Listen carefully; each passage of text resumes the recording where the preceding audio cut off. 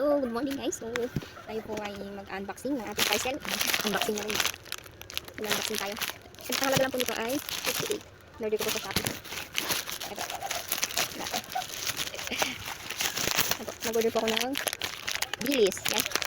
100 grams po ito. 100 grams na bilis. Kasi po kasi naman ako ng bilis. So yan, nag-order po ako ng bilis. Mahal po kasi yung bilis dito sa akin. Kaya nakakita ko sa Shopee mas mura. Mabango. Yun yan. Pati di ito yung ngayon. Sinashopee na. Ayan po. At meron din daw po silang payuda. 3 lang daw po ito. Tubo din. 200 grams. So, ang dami. Madami pa yung free.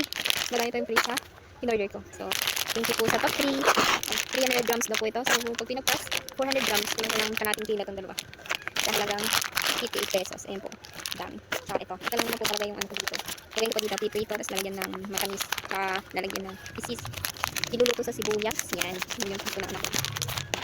Kung gusto nyo rin pong umorder, lagi po silang namimigay ng free iba-iba. Kung minsan pag nag-live sila tuyo, ang free, minsan tinapa, or yung malalaking isda. Ito po, alisin po natin yung tinik niya. Ito ganyan. Alisin natin yung mga tinik para hindi tayo matinik pagkakainin natin. So yan po, naghugas po tayo ng, ito po naghugas po tayo ng kamay. At kakamayin po natin to at mahirapan tayo pag-alis ng tinik. So ayan. Ito po yung binili kong tuyo. So lulutuin na po natin para makain natin. So ganyan po ang una natin gagawin. Alisin natin yung mga tinik niya. Para hindi po kayo mahirapan, pwede nyo na pong iprito bago nyo tanggalin yung tinik. Pero ako kasi mas gusto ko yung tanggalin na bago ipiprito. Yan. Pwede natin.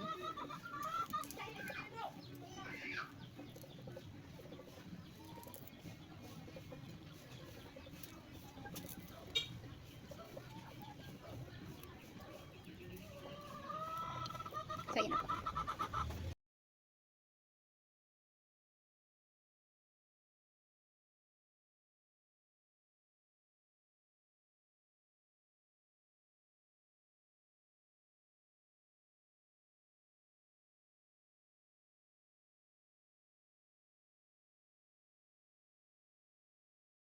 So, ayan po. Tapos na natin tanggalin yung mga tinik ng ating tuyo. Ayan.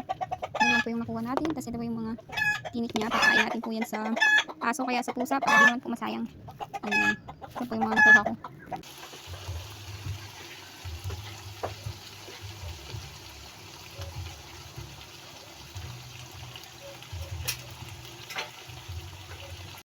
Ito na po yung ginawa ko.